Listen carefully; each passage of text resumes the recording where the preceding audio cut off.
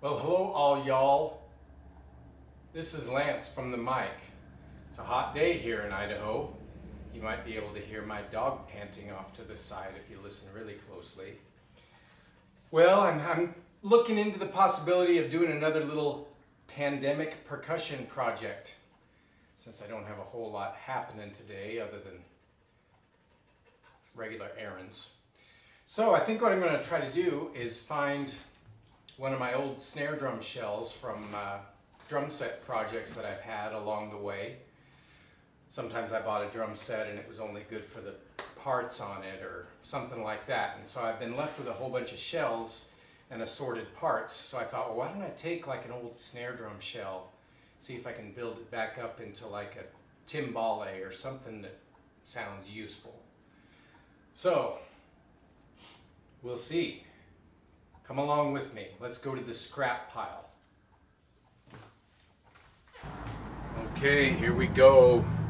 Into the pit of despair. I have quite a few, well, quite a few meaning, I don't know, 3 or 4. Like here's a snare shell. 14 by 5, I suppose, something like that. Here's another one. Somebody painted. But if you look over this way, look at all those bass drum shells. Here I have a first act shell. By the way, I apologize for all the noise. I live in the busiest place in the world, just about. That might be an exaggeration. Anyway, here's a first act shell that is serving as a catch-all for my lawn maintenance stuff. And it still has the lugs on it. And it's, oh, it's missing one lug. Well, we'll see if I can find that. But anyway, maybe I can find a rim and a drum head and stuff and see. All right, welcome back to my humble excuse for a shop, which is really just my kitchen. So I found some things that are going to hopefully work out nicely. I'm going to just remove these remaining first act lugs for a couple of reasons. One is that if this turns out to be a worthwhile project and maybe I can sell this, the less it says first act on it, the better. Sorry if that offends anyone, but most musicians can probably tell you that first act stuff isn't typically that great. I have a good first act guitar tuner. I'll say that for them. But not only that, these lugs, this was a snare drum, and these lugs have the double sided lugs that I'd have to remove them anyway to take out the bottom insert so that they don't rattle if I'm going to turn it into a single-headed drum. And I found these other lugs from a previous project, Gig Percussion, another kind of no-name brand, and they have the same hole pattern. So I'm just going to replace all of them. Alright, I've removed all the lugs and the snare butt plate that was still on there. I think that's what it's called. Butt plate. And I even removed the first act badge, which was no easy task because they practically, it's basically shoved in with that air hole thing, punched in there, I guess. So I had to pry it off with pliers in little pieces. Now I suppose I could just take the wrap off and paint it or something, which I've done before with a snare drum, but I don't know, the wrap is still in pretty good shape, and if I were to sell this or something, you know, for 15 bucks online or whatever, people like red. So I'll leave that for now. I'm going to give away one of my big secrets here. I don't know if this is really a secret. But when I'm cleaning metal for drums, lugs, rims, whatever, I use the finest grade steel wool number 0000 because it doesn't scratch stuff and you don't even have to use liquids. You can just take a dirty lug or a dirty rim just as they are and just you just scrub them kind of, and they don't even tend to scratch. You get a nice polished piece of metal. I have been doing this for years, and it's so much easier or quicker or whatever than trying to polish something with a liquid that may not remove everything and that also might just keep leaving spots. So I won't bore you by showing that whole process, but that's what I do.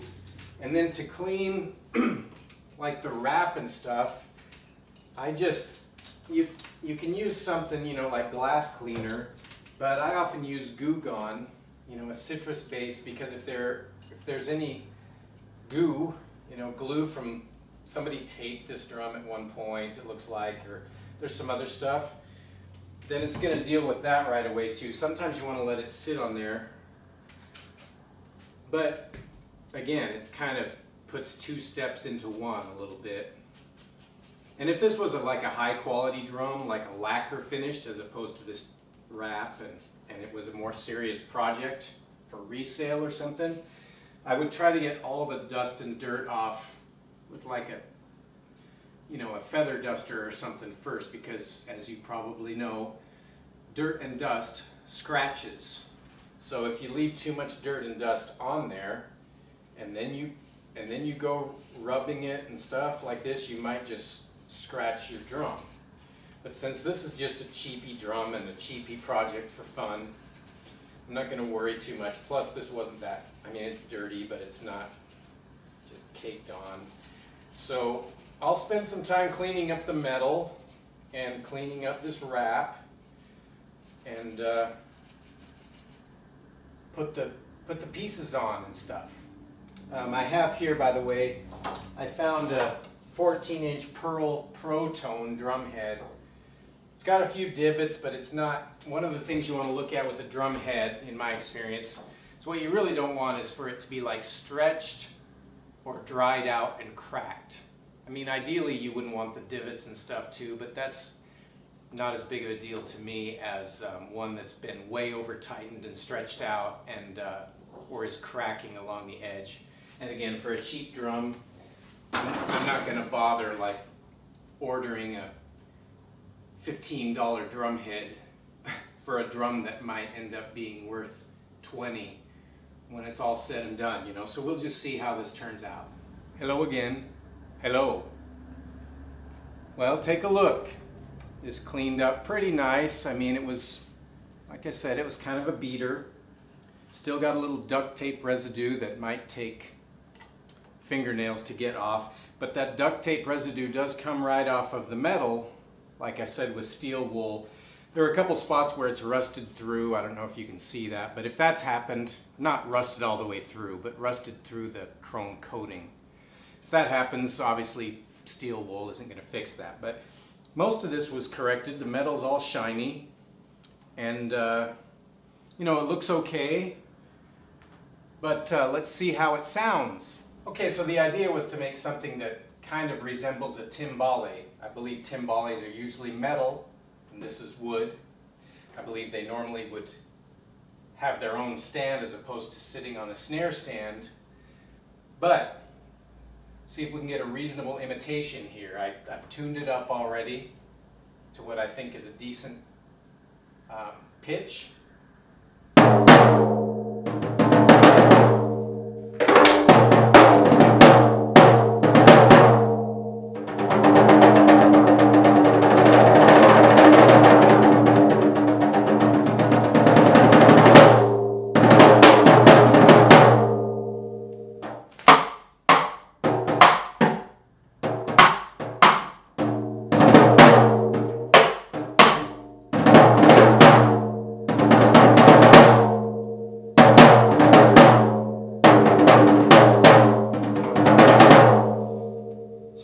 Maybe if I tuned it a little tighter. My poor dogs are freaking out, I think, with the sound of this loud drum. But if you're playing, you know, some reggae or something and you are on a tight budget, it sounds almost the same. It actually resonates better than I thought it might, you know, with this kind of shallow shell. Didn't know what to expect. I think these Pearl Pro Tone heads are probably comparable to, say, like an Ambassador, maybe? I don't know.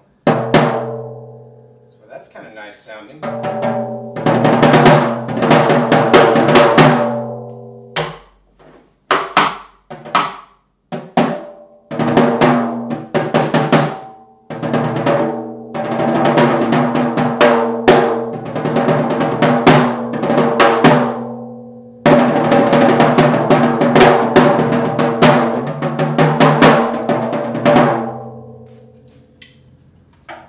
I don't know, what do you think?